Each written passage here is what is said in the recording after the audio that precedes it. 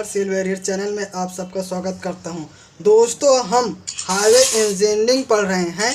Highway engineering में हमारा lesson number first चल रहा है। लेसन नंबर फर्स्ट का नाम है इंट्रोडक्शन। ये हमारा आज ये लेक्चर नंबर 5 है। इसके पहले हम लेक्चर नंबर 4 तक पढ़ चुके हैं लेसन नंबर 1 के बारे में। आज इसका लेसन नंबर 1 का बचा हुआ भाग पढ़ेंगे। इसमें आज हम इस लेक्चर में पढ़ेंगे जन परिवहन व्यवस्था क्या होता है, इसके बारे में पढ़ेंगे। फिर दूसरा टॉपिक पढ़ेंगे स्मार्ट हाईवे क्या होता है, इसके बारे में पढ़ेंगे। और तीसरा टॉपिक पढ़ेंगे सड़क व रेल परिवहन की तुलना, सड़क और रेल परिवहन में क्या अंतर होता है, इसके बारे में जानेंगे। तो दोस्तों, इस टॉपिक में 3 टॉपिक जानेंगे। कौन कौन? जन परिवहन व्यवस्था क्या होता है, फिर दूसरा स्मार्ट हाईवे और तीसरा सड़क व रेल परिवहन की तुलना। तो स्टार्ट करते हैं दोस्तों। सबसे पहले जानते हैं जल परिवहन व्यवस्था क्या होता है। दोस्तों, हम इस वीडियो में जन परिवहन व्यवस्था क्या होता है इसके बारे में जानेंगे। शब्द मास ट्रांजिट का प्रयोग आम तौर पर बड़े पैमाने पर परिवहन के पर्याय के रूप में किया जाता है। मास ट्रांजिट का शब्द का प्रयोग किसमें किया जाता है? बड़े परिवहन के पर्याय के रूप में किया जाता है। और जानते हैं जन परिवहन एक प्रकार की परिवहन प्रणाली है जिसमें बड़ी संख्या में लोगों को एक स्थान से दूसरे स्थान तक वाहन या वाहनों के संयोजन द्वारा ले जाया जाता है।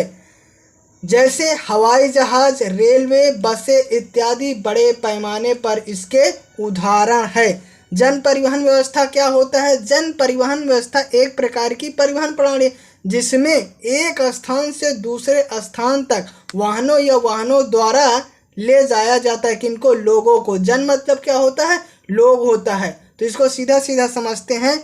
जब लोगों को या फिर जन यानी आदमी या व्यक्तियों को एक स्थान से दूसरे स्थान तक किसी वाहन या वाहनों द्वारा ले जाया जाता है, उसे जन परिवहन व्यवस्था कहते हैं।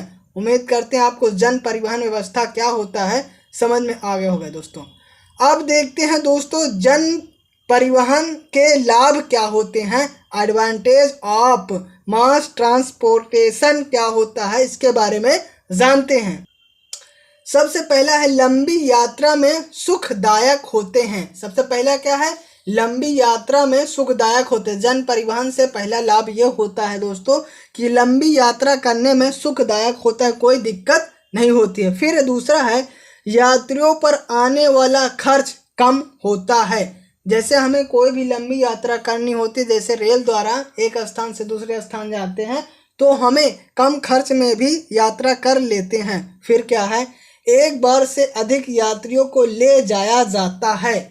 जन परिवहन व्यवस्था में क्या होता है कि एक व्यक्ति से ज़्यादा यानी 2 या 3 या अनगिनत कुछ संख्या में ज़्यादा ले जाया जाता है। यह निजी वाहनों की तुलना में कम प्रदूषण फैलाते हैं। निजी वाहन मतलब जैसे कार, स्कूटर होता है, उसमें जो प्रदूषण फैलाता है उसकी अपेक्षा जन परिवहन में कम प्रदूषण फैलते हैं। दोस्तों, ये था जन परिवहन के लाभ। एक बार फिर देख लेते हैं क्या होता है। सबसे पहले ये सुखदायक होता है, खर्च कम आता है। फिर कहा है एक बार में अधिक यात्रियों को ले जाया जा सकता और कम प्रदूषण फैलाते हैं। तो ये था दोस्तों जन परिवहन के लाभ। अब दोस्तों देखेंगे जन परिवहन की हानियाँ क्या होती है, इसके बारे में भी देखते हैं।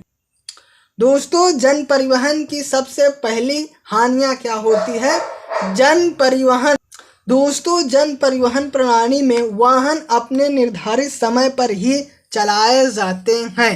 सबसे पहले इसकी हानियाँ क्या होती है? मतलब इसका जो चलने का समय होता है एक निश्चित समय होता है, ये किसी एक ही निश्चित समय में चलती है। फिर है यह केवल उन क्षेत्रों में संभव है जहां अधिक आबादी होती है, क्योंकि दोस्तों हमें पैसा अर्न करना होता है। जहां ज़्यादा से ज़्यादा आबादी होंगी इसको वहीं व्यवस्था की जाती है। तो पहला तो क्या था? वाहन अपने निर्धारित समय पर ही चलाए जाते हैं, उसका जो एक निश्चित समय होता है उसी के अनुसार जन परिवहन चलता है। सबसे बड़ी ये हानि होती है। दूसरा क्या होता है? यह केवल उन क्षेत्रों में संभव है जहाँ अधिक आबादी होती है। तीसरा देखते हैं, यह प्रणाली निर्माण व संचालन के लिए महंगी पड़ती है। मगर मतलब इसका जो निर्माण किया जाता है, बनाया जाता है, जैसे रेल है, इसका एक डिब्बा बनाने में बहुत और पटरी बनाने में बहुत खर्च आता है। फिर चौथा क्या है, जन परिवहन असुविधाजनक व भीड़ भाड़ से युक्त हो सकती है। जन परिवहन असुविधाजनक व भीड़ भाड़ से युक्त हो सकती है, क्योंकि इसमें एक से ज़्यादा बहुत लोग एक साथ यात्रा कर सकते हैं, इसलिए इसमें असुविधा भी हो सकती है और भीड़ भाड़ तो होगे ही। तो ये था दोस्तों जन परिवहन की हानियाँ। सीधा सीधा देखते हैं हानियाँ क्या होती है। ये अपने निर्धारित समय पर चलती है। फिर क्या है, उन क्षेत्रों में ही होता है जहाँ अधिक आबादी होती है। और तीसरा है, निर्माण व संचालन के लिए महंगी पड़ती। और चौथा है, सबसे खतरनाक, कि ये असुविधाजनक हो सकती है और भीड़ भाड़ होती है। तो ये था दोस्तों जन परिवहन की हानियाँ। दोस्तों दूसरा टॉपिक है हमारा स्मार्ट हाईवे। स्मार्ट हाईवे क्या होता है इसके बारे में जानते हैं। स्मार्ट हाईवे एक ऐसी अवधारणा है, मतलब एक कल्पना है, जिसमें सौर ऊर्जा, सोलर एनर्जी, सौर ऊर्जा मतलब सूरज के द्वारा जो एनर्जी प्राप्त होते उसे सौर ऊर्जा कहते हैं। कंपन ऊर्जा, वाइब्रेशन एनर्जी व पवन ऊर्जा मतलब हवा ऊर्जा, विंड एनर्जी का उपयोग करके वाहनों को चार्ज करके प्रकाश व्यवस्था करके और सड़क की निगरानी करके राजमार्गों को स्मार्ट और अधिक ऊर्जा कुशल बनाया जाता है। स्मार्ट हाईवे में क्या होता है दोस्तों, स्मार्ट हाईवे में सौर ऊर्जा का उपयोग किया जाता है, कंपन ऊर्जा का उपयोग किया जाता है और विंड एनर्जी का उपयोग करके उस पर राजमार्ग की निगरानी और प्रकाश व्यवस्था की जाती है। तो इस प्रकार की संरचना को स्मार्ट हाईवे कहते हैं। फिर दोस्तों क्या है, स्मार्ट हाईवे पर स्मार्ट टेक्नोलॉजी का उपयोग किया जाता है। इसका नाम ही है स्मार्ट हाईवे। तो स्मार्ट हाईवे में किसमें स्मार्ट टेक्नोलॉजी का उपयोग किया जाता है, जिसमें सौर ऊर्जा, कंपन ऊर्जा, पवन ऊर्जा को बिजली में परिवर्तित किया जाता है। जो स्मार्ट हाईवे होता है उसमें क्या किया जाता है, सौर ऊर्जा, कंपन ऊर्जा और पवन ऊर्जा को बिजली में परिवर्तित किया जाता है और इन ऊर्जाओं का उपयोग करके वाहनों को चार्ज करना, प्रकाश व्यवस्था की जाती है। स्मार्ट हाईवे में क्या होता है, स्मार्ट हाईवे में दोस्तों कुल मिला के सौर ऊर्जा और पवन ऊर्जा और कंपन ऊर्जा को लेकर हम उसको इसमें बिजली में परिवर्तित करते हैं और उस बिजली का उपयोग प्रकाश व्यवस्था में किया जाता है और वाहनों को चार्ज करने में किया जाता है। फिर है, राजमार्गों पर इलेक्ट्रिक कारों को चार्ज करने की व्यवस्था की जाती है।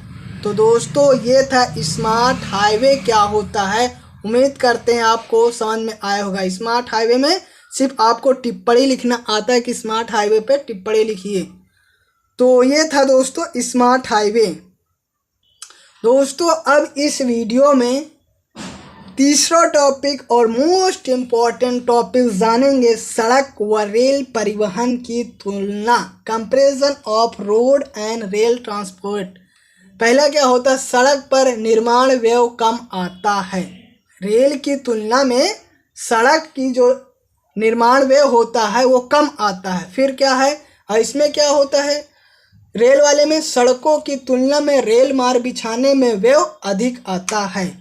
दूसरा है दोस्तों, सड़कों पर वाहनों को चलने के लिए कोई समय बंधन नहीं होता है। सड़क पे चाहे आप जिस समय कोई भी वाहन चलाएं, मगर रेल मार्ग पर गाड़ियां एक निश्चित समय पर ही चलती है। जो रेल मार्ग होता है उस पर एक निश्चित समय पर ही चलती है।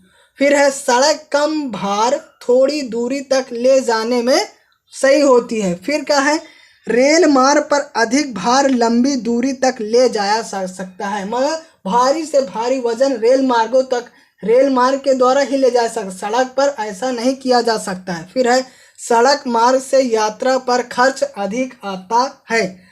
सड़क मार्ग पर यात्रा पर खर्च अधिक आता है। फिर रेल मार्ग में क्या होता है, रेल मार्ग से यात्रा पर खर्च कम आता है। फिर आखिरी है, बहुत अधिक लंबी यात्राएं सुखदायी नहीं होती हैं। और फिर इसमें रेल मार्ग द्वारा लंबी यात्राएं भी सुखदायी होती है। तो ये था दोस्तों सड़क व रेल परिवहन की तुलना। तो यह दोस्तों यह वीडियो यहीं समाप्त होता है। यदि यह वीडियो आपको अच्छा लगा हो तो लाइक कर दीजिए और चैनल को सब्सक्राइब कर दीजिए और बेल आइकन पे ऑल पे क्लिक कर दीजिए और दोस्तों में भी शेयर कीजिए। Thank you for watching.